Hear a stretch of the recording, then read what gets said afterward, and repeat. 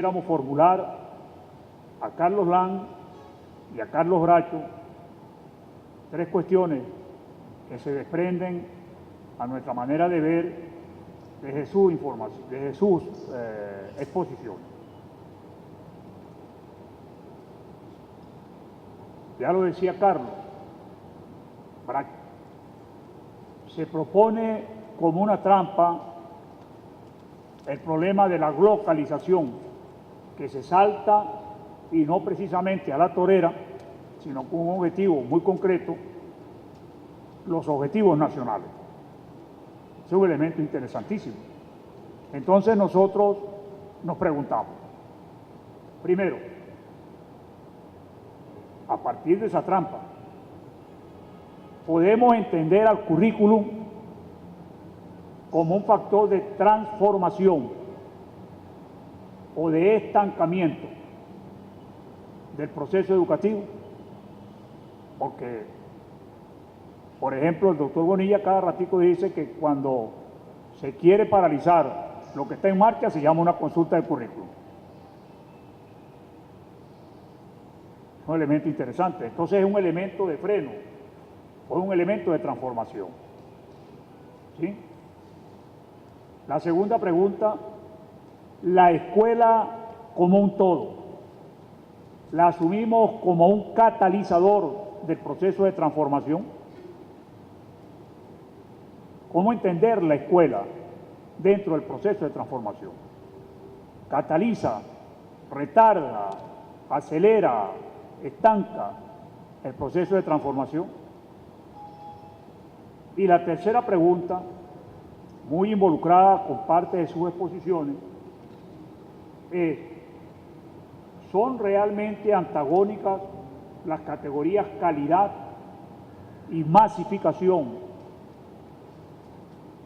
dentro de la revolución educativa en marcha? ¿Se oponen realmente? ¿Se niegan? ¿Se integran? ¿Se solapan? ¿Se yuxtaponen? ¿Se imbrican? Bueno, hay toda una serie de debates. Yo me voy a meter a hacer un truco constructivo, que es que voy a hacer un enlace con la anterior discusión apoyándome en la lámina porque... lo sacaste. Ay, carajo, ¿no estaba ahí grabado? Bueno, si no, no perdemos tiempo, no se preocupe.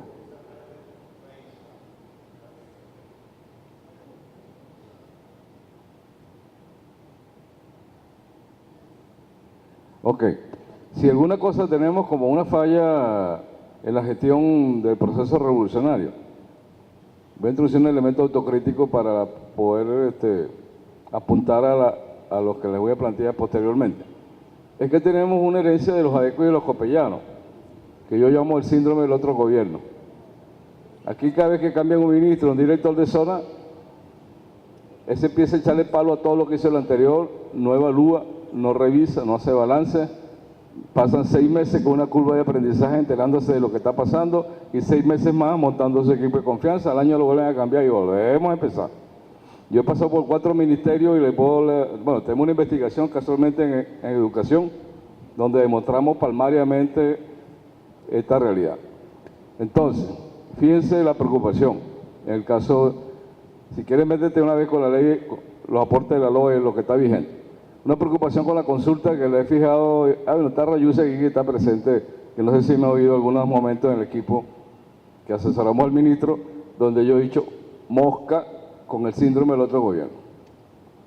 Y estamos defendiendo la continuidad. Yo pienso que debe balancearse las cosas, pero tiene que haber un mínimo de cordura en la continuidad de los aportes de años de implemento pedagógico, los educadores, las experiencias exitosas, debe evaluarse.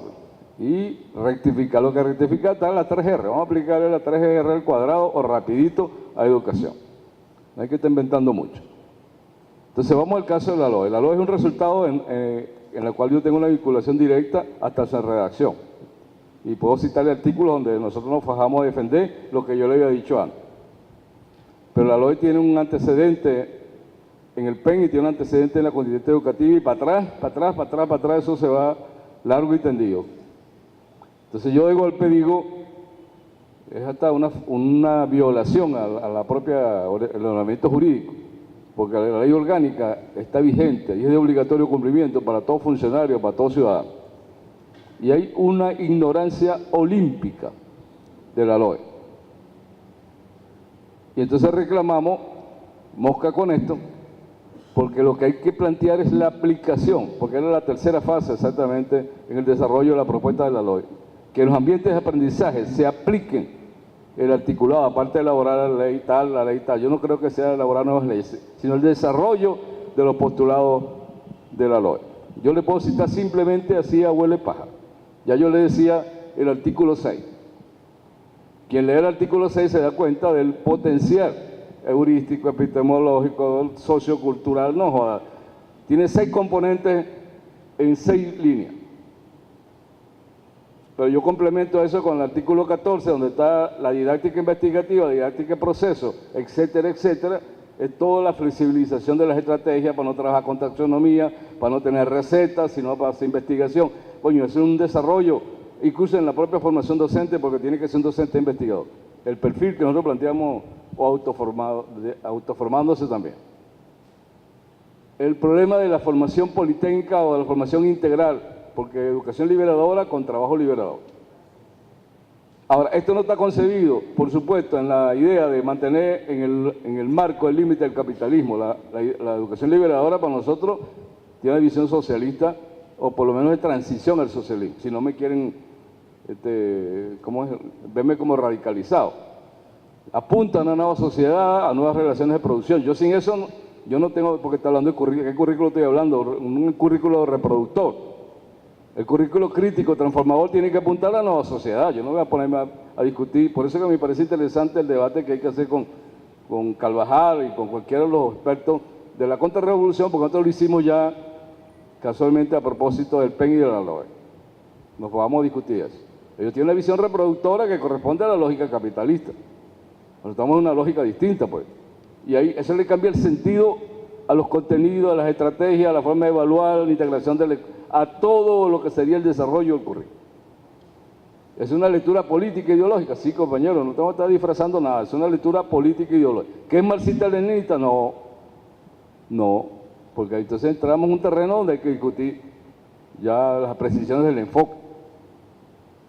Y eso nos llevaría a otra conferencia, como es a otro evento. Pero dejo eso como postulado para plantear incluso que el artículo que se refiere a la pertinencia sociocultural de los aprendizajes. El compañero aportó a una idea de que yo sostengo que en un ensayo incluso que sin revolución cultural se va a reproducir la dominación. Incluso el presidente Maduro lo citó en su mensaje a la Asamblea Nacional, para referirse a la construcción de una nueva subjetividad.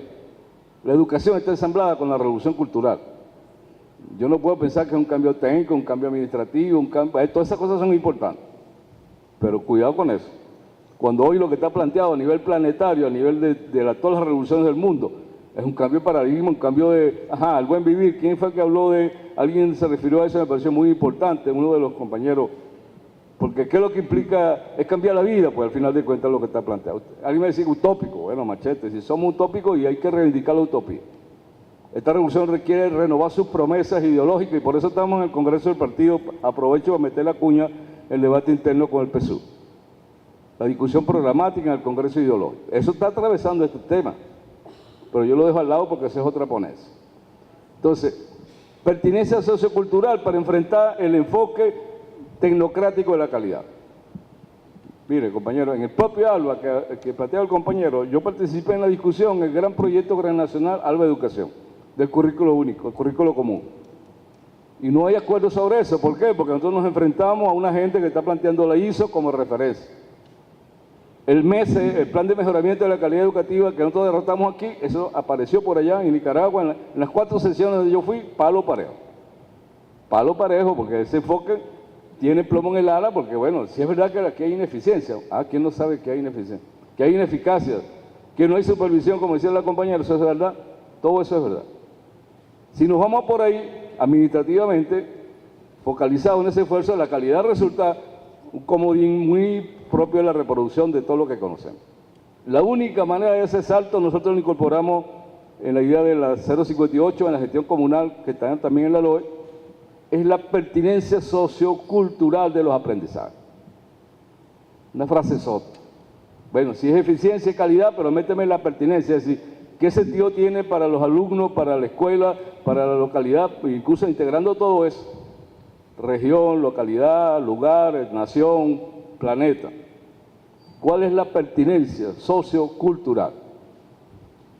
Se vincula al trabajo, a la alegría, al juego, a la naturaleza. ¿Qué pertinencia tiene la formación? Entonces, digo, un antídoto y un misil contra la visión tecnocrática de la calidad. Reclamar pertinencia sociocultural. Y por ahí reventamos esa discusión y esa es parte en la consulta de que estamos incorporando ese elemento. Pase las otras. Fíjense, el concepto que no es un diseño ni un modelo curricular, sino el desarrollo curricular. Es una conquista del movimiento pedagógico que está en la ley. Desarrollo del currículo, compañeros, no es aplicado un diseño ni un modelo curricular. El desarrollo curricular tiene que dar cuenta de las complejidades, de los contextos, sin perder el carácter nacional. Ahí tenemos una tensión, yo sé los proyectos regionales que están en el marco de la descentralización, que lo hicimos incluso, yo participé en esos proyectos, con el proyecto pedagógico plantel y tal, pero nosotros rebasamos esa frontera. Porque hay en el fondo yo le doy esta pista para que la investiguemos en otro momento, una especie de tensión, un conflicto entre nación, clase, etnia, territorio.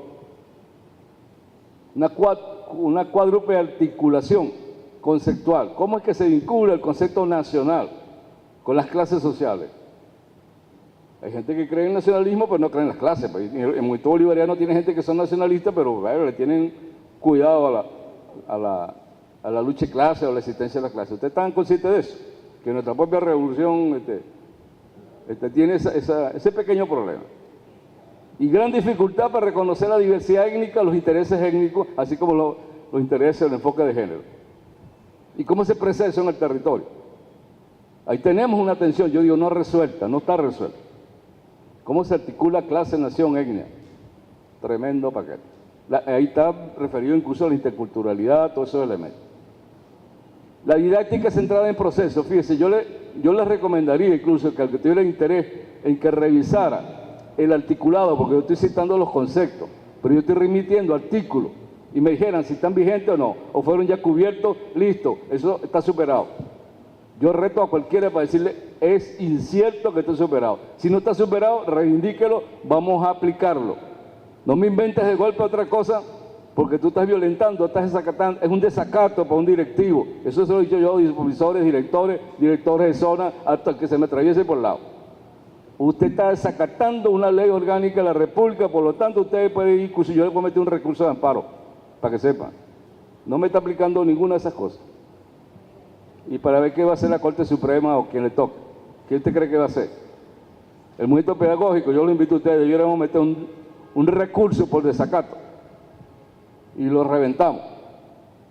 No está siendo aplicado, compañero, una ley que se dice no está siendo aplicada. Entonces yo reivindico la memoria histórica, así como el presidente Chávez reivindicó la memoria colectiva para enfrentar al enemigo. Nosotros en esta discusión tenemos que reivindicar los acervos.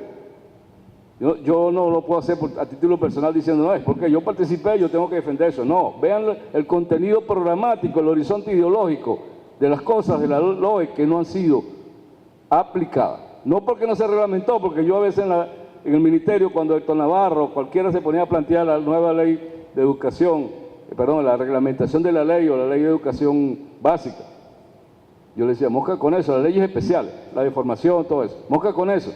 Porque es como decir que con la LOE no se puede hacer cambio en la escuela. Un pequeño problema también de enfoque. ¿Cómo que no se puede hacer transformaciones curriculares a partir de esos conceptos? Cambios en la formación docente a partir de ese concepto, en las prácticas docentes del día a día, en las didácticas, metodológicas, en el PIC y en el PA. ¿Quién me dijo a mí que eso que está planteado no puede plasmarse concretamente en el proyecto educativo comunitario? Si quiere terminamos aquí con lo que sigue, para que ustedes vean que la cosa se pierde. Nosotros estamos planteando en el diálogo con el saber popular el reconocimiento de los maestros pueblos de sus saberes. Fíjense lo que implica esto, la acreditación por experiencia. Eso está planteado en la LOE. Para reivindicar quiénes, a los que saben pero no tienen título. Abolir, enfrentar el monopolio del saber, la jerarquía del saber, reivindicar a los maestros pueblos, las historias vivientes, todo lo que se dice por ahí. Ahí está todo el elemento de la multi y de la interculturalidad para la reivindicación de la diversidad étnica. El rollo de la articulación entre educación y comunicación, la formación de un ciudadano crítico, una lectura crítica en comunicación. ¿Dónde está cumpliéndose en educación eso? Tenemos una tremenda manipulación informativa con guerra psicológica pareja. Yo me he estado enfrentando, ya tengo como 6 años en esa pelea contra las operaciones psicológicas. Y la escuela, yo no siento apoyo a la escuela, no se está aplicando eso, pues simplemente. Y ahí está clarito lo que hay que hacer con la formación para una lectura crítica en los medios. Eso hay varios artículos, pero ahí está exactamente alguno de ellos. Ok. Bueno, por supuesto, la desburocratización, eso está claro, porque está hablando de una nueva estructura, digamos, eficiente, eficaz. Ya en la LOE está planteado la desburocratización del ministerio. Está en la supervisión como acompañamiento. Nosotros planteamos otro, no la punitiva. Usted que es directivo con función supervisora, hoy yo docente. Nosotros estamos planteando desde esa época del PEN la supervisión como acompañamiento pedagógico. Cero supervisión tradicional, punitiva, etcétera, etcétera. ¿Dónde carajo se está cumpliendo eso? Habrán algunos, habrá otros. Siempre estamos en lo administrativo, papeles, el lleva trae, pues el supervisor que lleva y trae papeles, pero no tiene una función pedagógica como debe ser. Listo. La evaluación, finalmente, el rollo de las notas, los exámenes, las pruebas, Nosotros planteamos eliminar todo eso, hermanito, para que sepan ustedes. Eso en el PEN, en el movimiento pedagógico, usted me diría una locura. Coño, vamos a eliminar los exámenes y las notas y la forma de calificación tradicional. Eso como movimiento pedagógico y está en la propia formulación.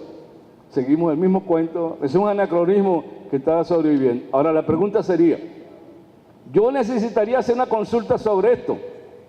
Coño, eso está escrito, hermanito, es una ley orgánica. Vamos a empujar más bien que la consulta tribute a poner en práctica eso. Muchas gracias. Si bien comparto el planteo de mi tocayo, de que no es necesario hacer una consulta para lograr la aplicación de la Ley Orgánica de Educación, que fue un logro de la lucha popular, no solo en el marco de lo que conocemos como Revolución Bolivariana concreta, sino en la histórica Revolución Bolivariana. Sin embargo, creo que el proceso de consulta plantea en la coyuntura actual la posibilidad de lograr que los compañeros y compañeras que son pueblo opositor puedan deslindarse de algunas posiciones con la ultraderecha. Creo que es una posibilidad como estrategia, porque en lo que ha estado denunciando el tocayo Carlos Lang sobre la guerra psicológica, que es evidente, que es fehaciente, que es concreta, tenemos que saber que ese 40% que vota por las organizaciones políticas de la derecha no son materialmente hombres y mujeres de derecha, materialmente hablando. ¿Ok? Podemos conseguir choferes de tráfico, como le dicen en mi pueblo, señoras guayú, pensando que la resolución 058 realmente le va a mandar sus chamos para Cuba. ¿Ok? Pero también tenemos compañeros guayú que en este proceso, un guayú no habla en un carro por puesto. Ustedes saben que en Maracaibo existe algo que se llama carrito por puesto. Yo tengo que tomar 3 para llegar a la Bolivariana del Zulia y atravesar territorio guayú dentro de la ciudad, desde mi barrio hasta la sede de la Bolivariana. Y una vez una señora guayú, conversando de estas cosas, me dice: mire, profe, el peo, primero que habló, y habló en español, sí, que un guayunaiki, no habló en guayunaiki, habló en español, dijo, el peo no es con Chávez, el peo es con nosotros. Ellos están claros en su cosa, ¿ok? No son 2 días de resistencia. Ahora, con respecto a tratando de engrosar rápidamente el asunto que todos plantearon, hay como 3 ejes importantes. El papel de la escuela en el proceso de transformación. Yo creo un planteo de un compañero argentino, se llama Pablo Pineau, historiador de la educación, que dice que el gran problema de la escuela y de la educación que tenemos es que es un agente moderno que reproduce la modernización, a partir de que pudo hegemonizar el concepto de educación moderna, que más capital no se puede, que es el de Durkheim, una sociedad de adultos que recibe unos niños que no tienen historia y que le va a dar la historia que les precede, punto, ahí acabó la historia. Esa discusión nosotros no la hemos dado en Venezuela, ¿ok? No la hemos dado. Todavía pensamos la escuela desde la concepción moderno, capitalista, colonial, y desde ahí pensamos la transformación educativa. Si no hemos cuestionado la escuela que tenemos, en sus principios políticos, económicos, epistemológicos, culturales. Yo creo que eso sí debe estar en el debate y creo que de alguna manera, con algunas de las preguntas, quizás un poco timoratas, que están en la consulta, pero se comienza a dar pasos en ese sentido. También teniendo en cuenta que en el debate público nacional la educación ha sido una tienda aparte. Es decir, son pequeños grupos de opinión, ¿ok? Los que, sobre todo dentro de la fuerza revolucionaria, la derecha no se ha ocupado en la educación salvo en algunos momentos claves de la coyuntura de acuerdo al objetivo político, que es la toma del poder político. ¿Ok? Y eso está sistematizado ya. Pero la discusión sobre la educación no sea realmente así una discusión de todo el pueblo. No la veo así. ¿Ok? Por eso creo que en este momento la consulta nacional por la calidad educativa abre un espacio para que sea realmente la educación una discusión de todo el pueblo. De todo el pueblo. Incluso aquellos que nos adversan están discutiendo sobre la educación. Decía en una reunión en la Cámara de Comercio hace 2 semanas con una gente de la red de padres, que ustedes saben que nos adversan, diciendo, bueno, pero ¿para qué vamos a discutir la calidad educativa si ya yo escogí una escuela de calidad para mi hijo? Entonces cada quien escoge la calidad tipo prêt-à-porter. Eso es parte de lo que yo veo. En segundo lugar, el asunto de la formación docente. Si suscribimos la tesis de Carlos Lang, de la División Social del Trabajo, es que seguimos históricamente, incluso es parte de mi tesis doctoral en la Bolivariana, yo hablo de una pedagogía política intercultural para la formación de educadores, ando en esa búsqueda. Y una de las cosas que estudio es la División Social del Trabajo, es decir, hablamos una cosa el ejercicio y otra cosa es la formación. Por eso es que los maestros, las maestras, los profesores y profesoras y demás hierbas aromáticas con las que se han denominado, entienden que o es un asunto meramente práctico y que el neoliberalismo y el posmodernismo han asumido como un asunto técnico, es decir, es un asunto de prácticos, y mientras que el proceso de formación es un asunto de expertos. Por eso que el debate educativo o se quedan los expertos o entra en un terreno de los prácticos, pero jamás hay un anclaje que permita esa relación dialéctica entre lo que el pueblo sabe, que el compañero Mavares creo preguntó, ¿qué sabe el pueblo de lo que sucede en la escuela? El pueblo sabe, porque además todos los que estamos aquí somos pueblo, al menos que nos separemos. Sí, entremos en ese proceso de enajenación, si yo no soy pueblo porque soy maestro, que es parte también del tercer tema, que cuando hablamos de Ministerio de Educación y Escuela, estamos entendiendo que no solo hay una división social del trabajo, sino que hay una división social del Estado hay una división social de la educación y hay una división social de la institucionalidad del Estado. Entonces, la escuela no tiene un carajo que ver con el Ministerio de Educación. Es decir, el Ministerio de Educación, en el caso del Zulia, que yo ahorita acompaño al jefe de zona, dando algunas opiniones, el Ministerio, es decir, el Ministerio de Educación está en Caracas, 1, 2, para el maestro, está la zona educativa, que es una cosa aparte, y llega el Ministerio de Educación cuando llega alguien de Caracas o algunas de las 600 almas que se mueven en el edificio de la zona. De resto, ahí anda la escuela. Eso también tiene que ver con la visión histórico-cultural de cómo se han formado las escuelas. Yo les doy un ejemplo. En mis responsabilidades en la Bolivariana me tocó trabajar durante 3 años dirigiendo el Programa Nacional de Formación de Educadores en la subregión Guajira. Y yo me hacía una pregunta: ¿por qué la mayoría de las escuelas oficiales estaban dispuestas a la orilla de la troncal del Caribe? Es decir, la carretera que conecta la perimetral de la ciudad de Maracaibo, que comienza con el comando de la Guardia Nacional, el Core 3, y termina en Maicao. Ahí están dispuestas todas las escuelas, casi todas las escuelas de la subregión Guajira. Y cuando comencé a preguntarle, junto con mis estudiantes, construyendo sus proyectos de aprendizaje para ser educadores, es que esas escuelas fueron producto de las luchas populares de esas comunidades. Es decir, las escuelas no las construyó el Estado. El Estado terminó tomando control de una institucionalidad que el pueblo construyó de acuerdo a su necesidad.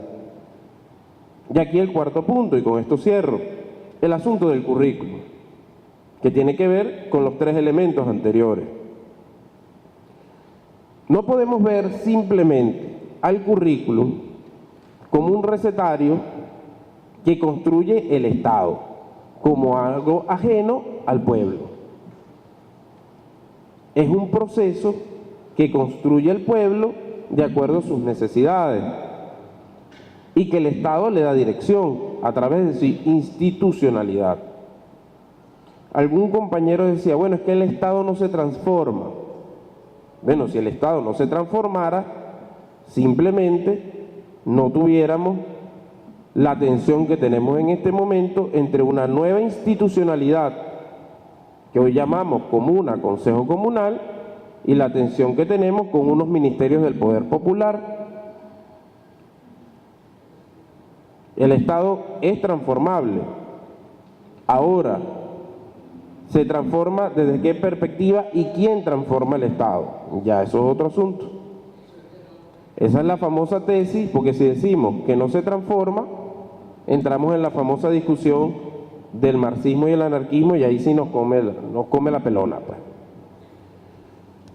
Ahora, si nos ponemos a discutir quién es el sujeto que transforma el Estado y cuál es la dirección que los sujetos y las sujetas le dan a esa transformación, yo creo que esa sí es una discusión y una pelea en la que nos podemos inscribir. Muchas gracias.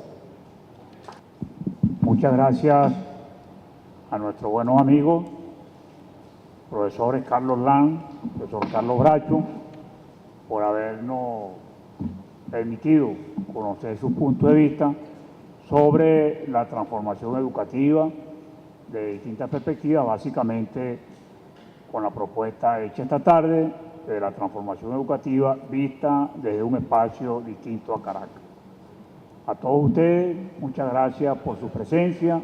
Les informamos que este ciclo de conferencias de foros contradictorios continúan el próximo miércoles con otros ponentes en el horario matutino en este mismo espacio.